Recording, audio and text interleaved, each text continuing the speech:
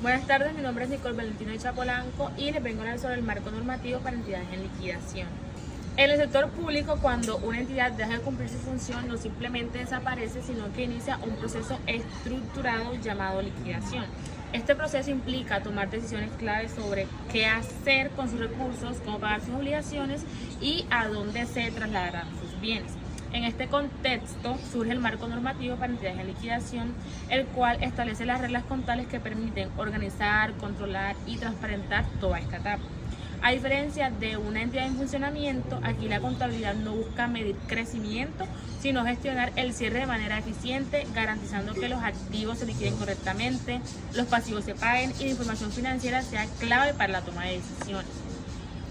La Contaduría General de la Nación expidió la resolución 461 de 2017, por la cual incorpora como parte integrante del régimen de contabilidad pública el marco normativo para entidades en liquidación. Este marco es aplicable a las entidades que se encuentren bajo el ámbito del régimen de contabilidad pública, sobre las cuales exista un acto que ordene su supresión o disolución con fines de liquidación. Es un desarrollo propio de la Contaduría General de la Nación que se estructura a partir de los conceptos de los elementos de los estados financieros, en el cual se establecen criterios simplificados que aportan a la calidad de información y que facilitan su aplicación a partir de la definición de criterios uniformes. Es decir, no cualquiera entidad lo aplica, sino únicamente aquellas que están oficialmente en ese proceso de cierre. Además, este marco tiene en cuenta aspectos como el entorno jurídico y económico de la entidad, las necesidades de los usuarios de la información, el costo-beneficio de aplicarlo y las capacidades técnicas de las entidades. Este marco normativo aplicable a las entidades de liquidación está compuesto por el marco conceptual para la preparación y presentación de información financiera, las normas para el reconocimiento, medición, revelación y presentación de los hechos económicos, los procedimientos contables, la doctrina contable y el catálogo general de cuentas. O sea, cada uno cumple una función específica dentro del proceso contable en la liquidación y pues son emitidos por la Contaduría General de la Nación. Mi nombre es William Palacio, voy a hablarles acerca un poco del marco conceptual para la preparación y presentación de la información. ¿Qué es el marco conceptual para la preparación y presentación de la información? O en su criterio, ¿qué es el marco conceptual? Se dice que es un conjunto de principios, conceptos fundamentales y críticos que sirven como base para desarrollar, interpretar y aplicar una disciplina, norma o ya un sistema que se viene dado. En el caso de las entidades públicas, el marco conceptual tiene unos objetivos claros que son apoyar a los usuarios en la interpretación de la información financiera en las entidades en liquidación y ayudar a quienes preparan y presentan información financiera en el proceso de construcción de esta. Otro objetivo claro es servir a los evaluadores de la información en el proceso de la realización de juicios sobre la información financiera. Esto constituye una base para el desarrollo normativo, instrumental y doctrinal del regulador, que es quien realiza este marco conceptual o quienes hacen la preparación y la presentación de esa información financiera. Por ende, tiene valor normativo superior a la regulación que de él se derive, lo cual garantiza coherencia entre los componentes del marco normativo y contribuye al cumplimiento de las funciones de la Contaduría General de la Nación, de uniformar, centralizar, consolidar la información contable pública.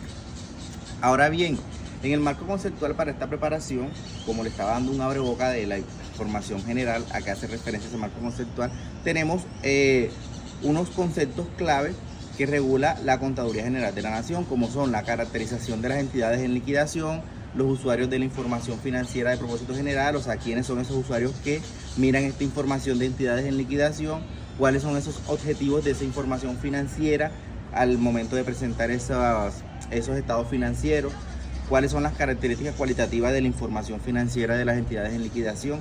Sabemos que hay dos características cualitativas que son las fundamentales y las de mejora, y cada una de ellas tiene una subcaracterística. También vamos a hablar un poco de la definición, el reconocimiento, la medición de cada uno de esos elementos que constituyen los estados financieros. Como bien sabemos, son los activos, pasivos, patrimonio, los ingresos, los gastos y los costos. Además, también vamos a hablarle acerca de cómo es ese reconocimiento de esos elementos de los estados financieros, cómo es el reconocimiento de los activos, cómo se reconocen los pasivos, cómo se reconoce un ingreso, un gasto y un costo. Además, le hablaremos de la medición de los elementos de los estados financieros, cómo miden las empresas en liquidación esos estados financieros, cuál es la base de medición de los activos, cuál es la base de medición de los pasivos. Una de las principales características de las entidades en liquidación es que tengan un acto que ordene la supresión. ¿Qué quiere decir esto? Una disolución con fin de liquidación. Esa es la principal característica. Toda entidad estatal que tenga una orden de supresión se considera una entidad en liquidación, que esta se determina mediante condiciones y plazos en que se deben realizar la liquidación en la entidad, que se da mediante esa supresión. Otra característica puntual es la prohibición de vincular nuevos servidores públicos a la planta personal. Una vez redactado o ordenado esta supresión, ninguna entidad en liquidación puede ingresar a su contratación de personal o a su planta, puede ingresar más personal. En ocasiones las entidades públicas a veces tienen cargos con funciones de cometido estatal. ¿Qué quiere decir esto? Que no pueden dejar de presentar esas funciones aunque entren en liquidación. Entonces, dado que esta sucesión podría afectar el objetivo fundamental de la acción estatal, estas deben de seguir en marcha. ¿Sí me entienden? ¿Sí me hago explicar? Pueden seguir desarrollando su actividad aunque estén en un proceso de liquidación. Esto mientras ellos se cede esa función y esos bienes a otra organización o a otra empresa estatal que pueda ejercer esa función. También cuando la entidad en liquidación tiene la propiedad sobre bienes que dada la disposición legales no pueden ser vendidos, como es el caso de los bienes de uso público y los bienes históricos y culturales, también tiene posesión de esta hasta que estos sean pasados a entes gubernamentales o estatales que tengan control sobre estos bienes.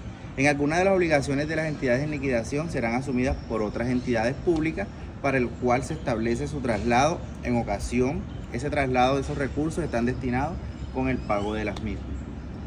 Estas son una de las características principales de esas entidades en liquidación. Ahora, ¿qué usuarios o cuáles son esos usuarios que acceden a esa información financiera de propósito general? Para empezar, los primeros usuarios que acceden a esa información son los acreedores y los prestamistas reconocidos en el proceso de liquidación. ¿Esto con qué fin? Para que esa información financiera les permita determinar la prelación de las obligaciones. ¿Qué quiere decir esto? Que se ejecuten los pagos realizados y la probabilidad de que estas obligaciones sean canceladas. Otro de los usuarios viene dado por los ciudadanos, cuyo bienestar y convivencia es el objetivo fundamental de las funciones del cometido estatal. Los gestores también son unos usuarios importantes al momento de consultar esta información financiera de entidades en liquidación, que si bien pueden obtener información interna de sus propios objetivos, también pueden recurrir a la información financiera de propósito general para hacer seguimiento y control a decisiones que se tomen en el momento en que esta empresa se esté liquidando. Otro de los usuarios son los organismos de planificación y desarrollo de las políticas económicas y sociales. También tenemos a los órganos de representación política como son los Congreso, la Asamblea, el Consejo. Tenemos a los organismos de controles externos que demandan información financiera también para formar un juicio en relación con el manejo que se le va a dar al uso de estos bienes, en la gestión que se va a hacer, la conservación y demás. Y tenemos un usuario importante que es la Contaduría General de la Nación, que es la que requiere la información para los fines de consolidación y gestión de la información financiera del sector público, lo cual se es utilizada por otros usuarios en la toma de decisiones y en el ejercicio de hacer control político sobre esto. Los grupos de usuarios también se identifican, hay algunos otros grupos que podemos identificarlos también como de interés particular en ciertas entidades en liquidación y por ende demandan información también de estas. Bueno, ya he dicho cuáles vienen siendo esas características de las empresas en liquidación, de las entidades estatales en liquidación. Vamos a hablar acerca de esos objetivos de esa información financiera. ¿Cuáles son esos objetivos de la información financiera? Dice que estos objetivos están orientados para que sean útil esa información, ¿verdad? Para satisfacer las necesidades de los usuarios en un sentido objetivo, simplemente para hacer rendición de cuentas, toma de decisiones y control. Rendición de cuentas para que quede todo claro en qué se gastó el presupuesto de la nación o el presupuesto de esa entidad estatal como tal, ¿verdad? Para tomar decisiones al momento de entrar en liquidación por el pago de sus acreedores, cuando le deben a sus acreedores, cómo van a saldar esos pasivos con los activos que tienen y tener un control de que no haya malversación de fondos en el momento en que se entre en liquidación o se desvíen dinero, recursos a otras entidades. Una de esas características cualitativas, es la característica fundamental. Dentro de estas características fundamentales tenemos la relevancia y la presentación fiel. ¿Qué quiere decir la relevancia? Que todos estos estados financieros, toda esa información que se consolida en esos estados financieros debe ser relevante para la toma de decisiones, debe ayudarme a mí a determinar cuál es el paso a seguir, ayudarme a tomar decisiones en el futuro en cuanto a la liquidación de la empresa o del área estatal que va a entrar en liquidación. Y la representación fiel, que quiere decir es que todos los hechos económicos que se registren deben de ser causados dentro de esa contabilidad. Ninguno puede estar por fuera o puede estar alterado. Dentro de otras características tenemos las de mejora, donde tenemos la verificabilidad, la oportunidad, la comprensibilidad y la comparabilidad. Uno de esas características de mejora que sí o sí es muy importante es la oportunidad. Toda la información financiera debe estar en el momento oportuno, debe estar a la fecha consolidada en su fecha estipulada, nunca puede ser después de las fechas estipuladas. Debe ser verificable debido a que todos esos hechos económicos tienen que tener un origen, tienen que tener una trazabilidad dentro de las funciones que se le dio o el manejo que se le dio.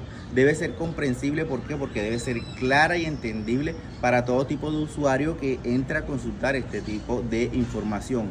Y primordial, comparable, porque podemos analizar en periodos anteriores. Esto nos permite también hacer tomas de decisiones en comparaciones si hay aumento o disminución entre las variables que se estén comparando. Ahora bien, vamos a definir qué son los activos para las entidades en liquidación, los pasivos, el patrimonio, cómo son esos ingresos. Entonces dice que estos elementos son relacionados directamente con la situación financiera. Si bien sabemos, todos estos, el activo, el pasivo, el patrimonio, el ingreso, el costo y el gasto van relacionados en la situación financiera. Unos van por el balance general y otros van por el estado de resultados, ¿verdad? Entonces, los activos, ¿qué es un activo para una empresa del estado en liquidación? Dice que son recursos o propiedades que la entidad en liquidación resulta de un evento pasado y de los cuales se espera generar beneficios económicos futuros para obtener un potencial de servicio. Entonces, esta entidad en liquidación tiene la propiedad sobre esos recursos cuando posee la titularidad jurídica del mismo, ya tiene dominio sobre este bien o este activo, por decirlo así. Ahora, la definición del pasivo dice que la entidad en liquidación debe tener en cuenta, con base en la información disponible, la existencia de un suceso pasado que dé lugar a una obligación. Cuando existen dudas sobre la existencia de una obligación presente, como es el caso de los litigios, los mecanismos alternativos de solución de conflictos, la entidad en liquidación debe evaluar la probabilidad de tener o no la obligación. Y si es mayor la probabilidad de no tenerla, no hay lugar al reconocimiento de un pasivo. En cuanto al patrimonio, nos dicen que el patrimonio comprende el valor de los recursos públicos presentes en los bienes y derechos una vez deducido las obligaciones que tiene la entidad en liquidación a la fecha de la presentación de estos estados financieros. Para los ingresos, la definición de ingresos en cuanto a estas entidades en liquidación se dice que son que pueden surgir por la realización de activos, la baja en cuenta o el traslado de pasivos, el cumplimiento de las funciones de cometido estatal que venía desarrollando antes de que se ordena su supresión o disolución con fines de liquidación o la combinación del contrato, entre otros. La definición del gasto nos dice que los gastos son decrementos en los beneficios económicos. ¿Qué quiere decir esto? Los gastos quiere decir que disminuyen todos esos beneficios en los activos, más que todo en el flujo efectivo que ingresa, puede decirlo. Entonces dice que hay un decremento en beneficios económicos futuros en el potencial de servicios producidos o a lo largo del periodo contable, bien en formas de salida, disminución del valor de los activos o por la generación en el valor de los pasivos, que dan como resultado un decremento en el valor del patrimonio. Los costos son beneficios económicos futuros, obviamente, que disminuyen dentro de los ingresos por el potencial de servicio que se produce a lo largo del periodo contable, los cuales van asociados con la adquisición del producto, la adquisición de producción de los bienes, las prestaciones de servicio.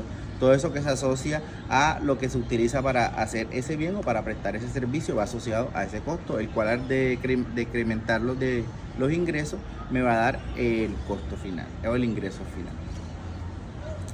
Ahora bien, ¿cómo se reconocen esos elementos dentro de los estados financieros? Si bien el activo, ¿cómo se reconoce? Se reconoce siempre por el valor de recursos, siempre y cuando pueda medirse, que sea fiable, que tenga un valor en pesos. Si no lo tiene, no podemos reconocerlo como activo porque no sabemos el valor que tenga. El del pasivo, se reconoce la obligación cuando da origen legal, cuando la entidad en liquidación ya haya surgido de un evento pasado esa obligación, y para la cancelación de esta, la entidad en liquidación deba desprenderse de recursos que incorporan beneficios económicos a futuro. Cuando ya este proceso está o este hecho, es que podemos reconocer ese pasivo. Mientras no haya una obligación legal, ya sea por una orden de compra, por una factura expedida, una orden de servicio, no podemos decir que hay un reconocimiento de un pasivo. El reconocimiento del ingreso ocurre cuando el reconocimiento incrementa el valor de los activos y se hace una disminución en el valor de los pasivos. ¿Qué quiere decir esto? Cuando yo estoy vendiendo o cuando estoy ejecutando algo que me da ingresos con valor, yo los registro en mis ingresos. El reconocimiento de gastos y costos es cuando la entidad en liquidación, obviamente que continúa temporalmente debido a lo que le dije anteriormente, debe cumplir funciones estatales y no se ha desprendido totalmente de esta, ya debe seguir en funcionamiento. Entonces cumple funciones de cometido estatal y vienen desarrollándose que desde su orden superior hay una supresión o una disolución con fines de liquidación, y esta distribuye bienes o servicios en forma gratuita. Entonces esta reconocerá los gastos cuando se entreguen dichos bienes o dichos servicios. Ahora, ¿cómo medimos esos elementos de los estados financieros? ¿Cómo medimos los activos y cómo medimos los pasivos? Los activos se miden bajo tres conceptos claros, que son el valor neto de liquidación, el costo o el costo de la reposición. Entonces, el valor neto de liquidación es el valor de una entidad que espera obtener por la venta o la liquidación de un activo. ¿Qué quiere decir esto? Una entidad que esté en liquidación, al momento de vender todos los bienes que tenga, puede ser propiedad, planta y equipo, este valor que ella piensa adquirir va a ser el valor neto de liquidación. O también puede ser al costo, que un activo corresponde al importe en beneficios equivalentes al beneficio pagado o al valor de la contraprestación entregada para la adquisición de la producción, construcción o el desarrollo de un activo, hasta que se encuentre la condición de utilización o enajenación. ¿Qué quiere decir esto? Dice que el costo va asociado a la elaboración para yo evaluar o a incrementar el valor de ese activo. Ese costo o ese dinero que me gasto para hacer ese incremento va asociado a la base de medición de ese activo. O el costo de reposición, que me dice que es el costo que yo asumo al momento de reponer otro activo. ¿Qué quiere decir esto? Si yo tenía un activo que costaba 3 millones de pesos y ahora necesito hacer una reposición, pero el nuevo activo me vale 5 millones, ese va a ser el costo de la reposición, 5 millones, porque ya está obsoleto, porque ya cumplió su vida útil. Entonces son las tres maneras de yo medir ese activo. Ahora, ¿cómo es la base de medición de los pasivos? Los pasivos los medimos bajo un esquema o bajo un elemento que es el valor neto de liquidación, como se los dije ahorita, que el valor neto es el efectivo y equivalente al efectivo que se tendrá que pagar o cancelar con la obligación, más los costos en que se incurra la realización de dicha cancelación. Y ahora, ya dicho todo esto, ¿cuáles son los elementos que se considera un activo, un pasivo, un ingreso? ¿Cuáles son esas características? ¿Verdad? ¿Cómo se miden? Vamos a la presentación de la información financiera. Esta presentación de propósito general debe representarse en un conjunto completo de estados financieros, el cual está conformado por la estructura de los estados financieros y las notas explicativas. La presentación hace referencia a la selección, ubicación y la organización de la información financiera. ¿Qué quiere decir esto? Al momento de yo consolidar o presentar esta información, debo saber dónde la selecciono o qué selecciono para presentar. Luego que haga esa selección, ¿Dónde la voy a ubicar? Dentro de mis activos, dentro de mis pasivos, dentro de mi patrimonio, perdón, o para mi estado de resultados. Luego la organizo de una forma clara, estructurada, que pueda ser comparable, y ahí sí están listos la presentación de los estados financieros, que debe ser de una forma fiel hacia los terceros que vayan a consultarla. Buenas tardes, mi nombre es Luisa González y yo les voy a hablar sobre las normas para el reconocimiento, medición, revelación y presentación de los hechos económicos. Luego de comprender toda la estructura del marco normativo, es fundamental abordar las normas para el reconocimiento, medición, revelación y presentación de los hechos económicos, ya que éstas constituyen el eje central de la contabilidad en las entidades en liquidación. Estas normas establecen los criterios que permiten identificar cuándo un hecho económico debe registrarse, con qué valor debe medirse, cómo debe presentarse en los estados financieros y qué información adicional debe revelarse. Su aplicación garantiza que la información contable sea clara, confiable y útil para los usuarios, especialmente en un proceso como la liquidación, donde el objetivo principal es reflejar la manera adecuada la realización de activos, el pago de pasivos y la gestión del cierre de la entidad. Ahora, los activos y los pasivos se clasifican de una manera. En el marco normativo para las entidades en liquidación, uno de los aspectos más importantes es la clasificación de los elementos según su destino. Tanto los activos como los pasivos se dividen en dos categorías, que son para liquidar y para trasladar. Esta clasificación es fundamental porque determina cómo se van a manejar los recursos y obligaciones durante el proceso de la liquidación. Los activos para liquidar corresponden a todos aquellos bienes y derechos que hacen parte de la masa de liquidación y de los cuales se espera obtener beneficios económicos mediante su venta o realización. Estos activos se reconocen porque son propiedad de la entidad y se utilizarán para generar recursos que permitan pagar obligaciones pendientes. En cuanto a su medición, estos activos se valoran por el valor neto de liquidación, es decir, el valor real que se espera recibir al venderlos. Posteriormente no se deprecian ni se amortizan, ya que el objetivo no es utilizarlos a largo plazo, sino venderlos en el proceso de liquidación. Los activos para trasladar, por otro lado, son aquellos que no se venderán, sino que serán transferidos a otras entidades públicas. Estos activos están excluidos de la masa de liquidación y su objetivo no es generar dinero, sino continuar prestando un servicio en otra entidad. A diferencia de los activos para liquidar, estos se mantienen por su valor en libros y tampoco se deprecian durante el proceso de liquidación. Ahora, los pasivos para liquidar corresponden a las obligaciones que la entidad debe pagar durante el proceso de liquidación. Estas surgen de hechos pasados y deben ser canceladas con los recursos disponibles de la entidad. En cuanto a su medición, se registran por el valor neto de la liquidación, que puede incluir el valor presente de los pagos futuros cuando el tiempo influye significativamente. Esto permite poder reflejar de manera más realista el valor de las obligaciones que se deben cumplir. Los pasivos para trasladar, por otro lado, son aquellas obligaciones que no serán pagadas por la entidad en liquidación, sino que serán asumidas por otra entidad pública. Al igual que los demás pasivos, se miden con el valor neto de liquidación, pero su característica principal es que la responsabilidad de pago cambia, lo cual debe reflejarse en la información financiera de manera adecuada. Ahora, también tenemos los activos y los pasivos contingentes. En este proceso de liquidación existen los activos y pasivos contingentes que corresponden a situaciones inciertas que dependen de eventos futuros, como demandas o posibles ingresos. Estos no se reconocen directamente en los estados financieros debido a su incertidumbre, pero sí deben revelarse en las notas con el fin de informar a los usuarios sobre los posibles riesgos o beneficios futuros.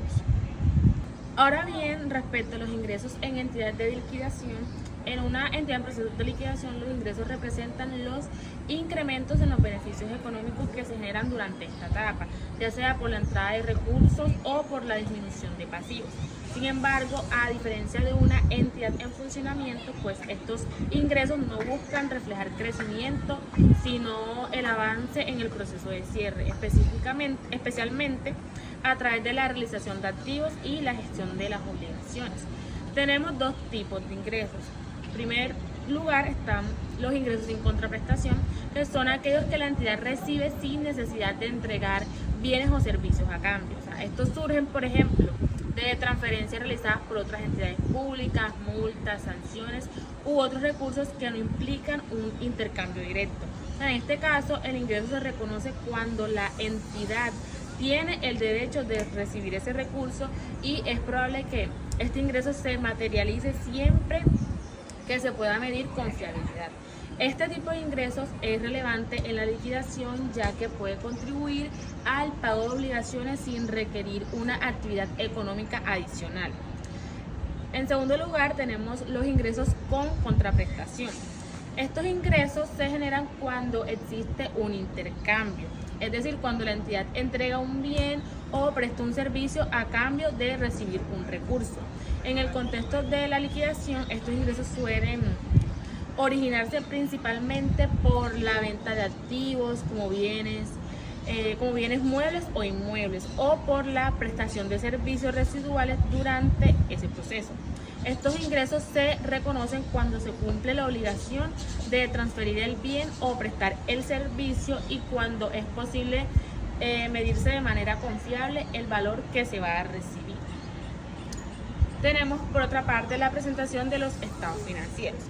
Estas entidades en liquidación deben presentar estados financieros que reflejen su situación durante todo este proceso, los cuales incluyen el estado de situación financiera, el estado de resultados de la gestión de la liquidación y las notas a los estados financieros. El estado de situación financiera muestra pues los activos y pasivos clasificados según su destino, es decir, para liquidar o para trasladar. El estado de resultados refleja los ingresos y gastos generados durante el proceso de liquidación, permitiendo identificar cómo se están gestionando los recursos.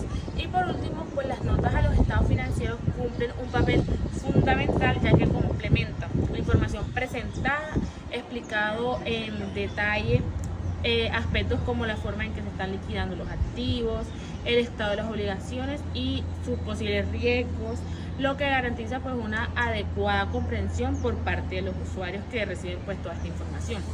Su objetivo es mostrar cómo se están realizando los activos, cómo se están cancelando los pasivos y cómo avanza ese proceso de liquidación. A diferencia pues de una entidad en funcionamiento, aquí la información se enfoca en el cierre de operaciones y la rendición de cuentas. Por último, en estas normas tenemos la transición al proceso de liquidación. Esta es una de las etapas más importantes ya que representa el cambio de una entidad en funcionamiento a una entidad en cierre. Este proceso implica una transformación en la forma de llevar la contabilidad debido a que pasa pues de un enfoque de operación continua a uno orientado a la liquidación de los recursos. Durante esta transición, la entidad debe realizar el cierre de sus operaciones normales, reclasificar todos sus activos y pasivos según su destino, es decir, serán liquidados o trasladados, y ajustar sus valores conforme a los criterios del marco normativo para entidades en liquidación. Además, en esta etapa se revisan las condiciones de los activos para determinar su valor real de realización y se evalúan las obligaciones para establecer el monto que efectivamente se deberá pagar.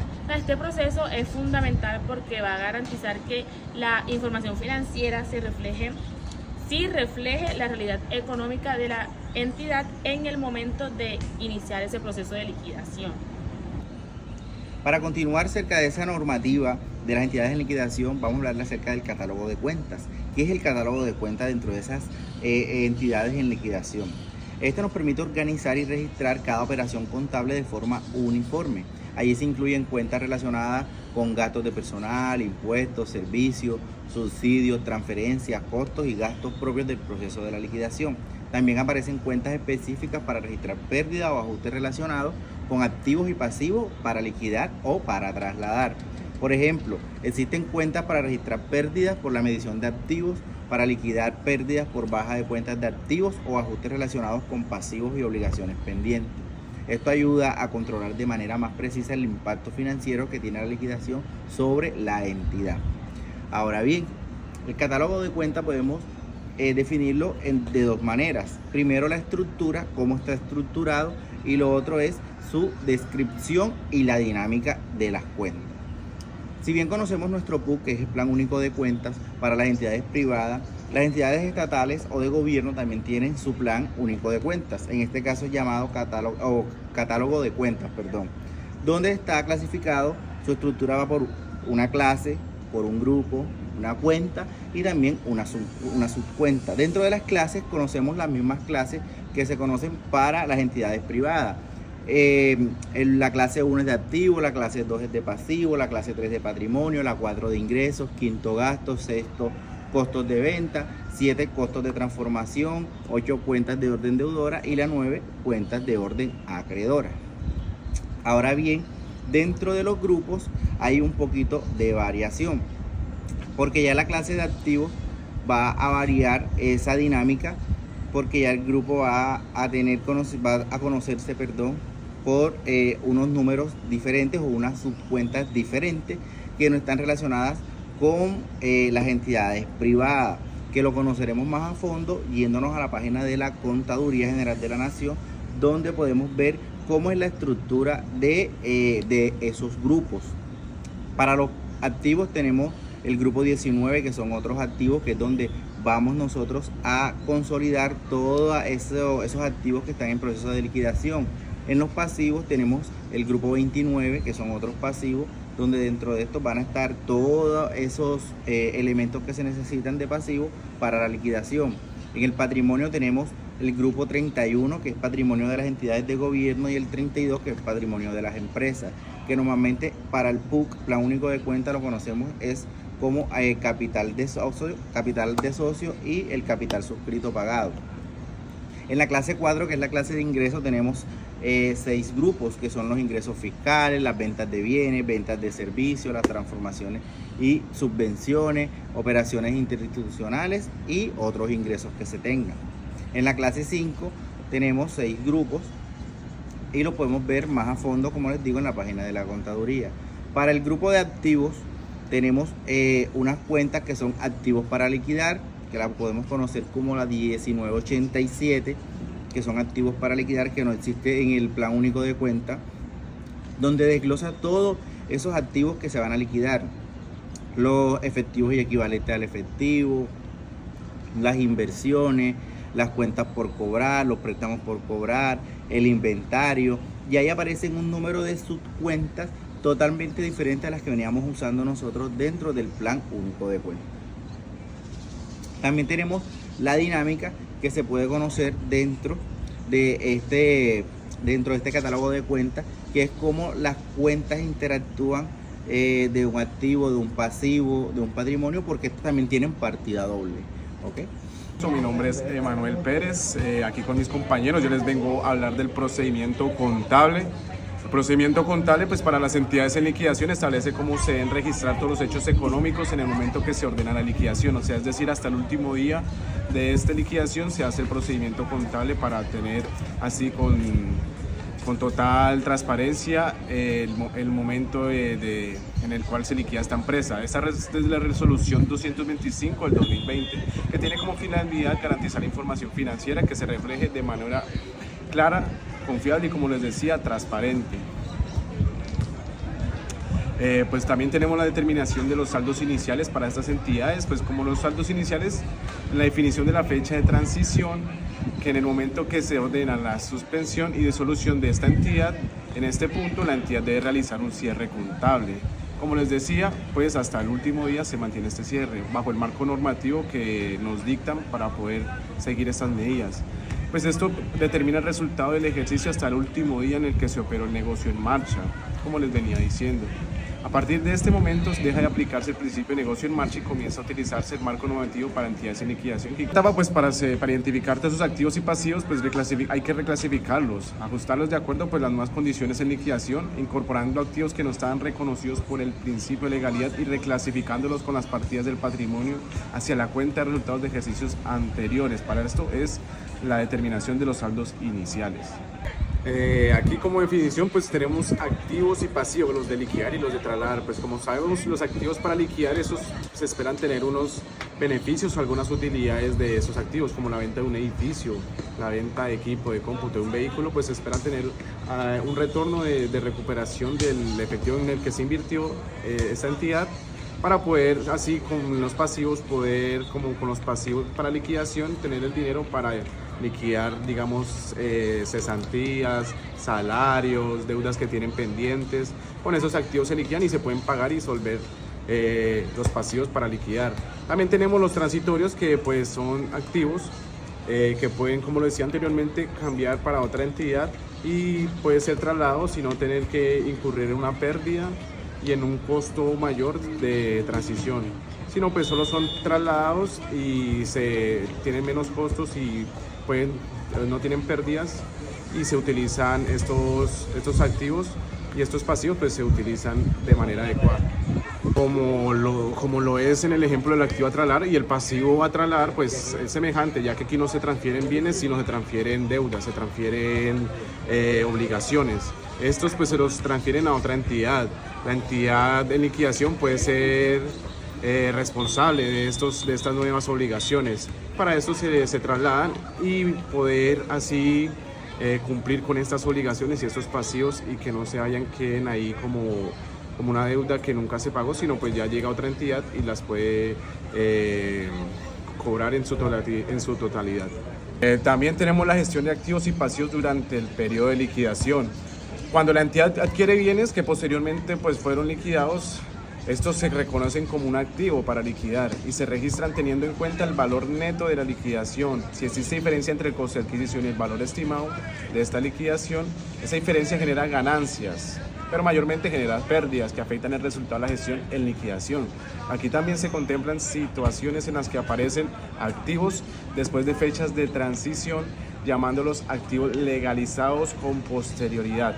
Esos activos deben incorporarse a la contabilidad utilizando el valor neto de la liquidación o el costo de reposición, dependiendo de si serán liquidados o trasladados.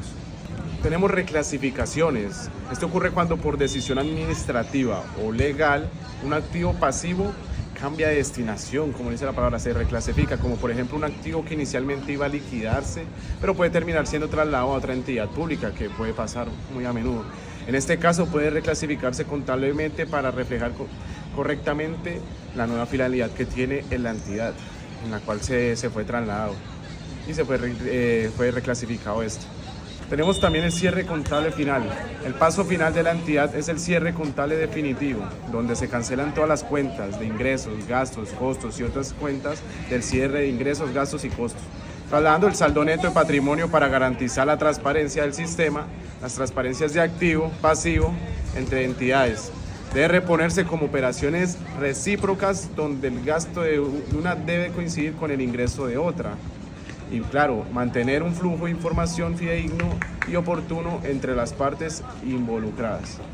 Muy buenas tardes, mi nombre es Natalie Carolina López Larios y el día de hoy les voy a exponer sobre la doctrina contable pública. Este cumple una función muy importante dentro del marco normativo para entidades en liquidación, porque permite interpretar cómo deben aplicarse las normas contables en situaciones reales. Es decir, no se queda solamente en la teoría, sino que orienta a las entidades sobre qué hacer frente a problemas o casos específicos que aparecen durante el proceso de liquidación. Por medio de la doctrina, la Contaduría General de la Nación responde consultas relacionadas con temas como la presentación de estados financieros, el reconocimiento de activos y pasivos, los procedimientos contables y el tratamiento de bienes o obligaciones que deben liquidarse o trasladarse a otras entidades públicas. De esta manera se busca que todas las entidades manejen contabilidad bajo criterios uniformes y transparentes. A partir de esto vienen unos aspectos importantes sobre la doctrina contable. El primero es la entidad deja de ser negocio en marcha. Esto significa que la entidad pública ya no va a continuar funcionando normalmente en el futuro, sino que va a seguir operando. Entra en un proceso de cierre o liquidación y por eso las decisiones contables ya no se hacen pensando en crecer o mantenerse, sino en terminar sus actividades de manera organizada. En segundo está la contabilidad. Se enfoca en la liquidación, La contabilidad cambia su objetivo principal y ahora se centra en registrar y controlar todo lo relacionado con el proceso de liquidación, como el pago de deudas, la venta o entrega de bienes y el cierre de obligaciones pendientes. El propósito viene siendo mostrar cómo se está finalizando la entidad. Clasificación de activos y pasivos. Este sería el tercero. Durante la liquidación es importante identificar y organizar correctamente los activos y pasivos.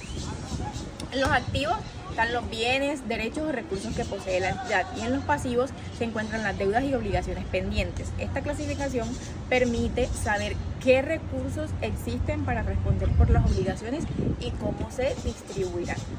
En cuarto lugar está la presentación de los estados financieros.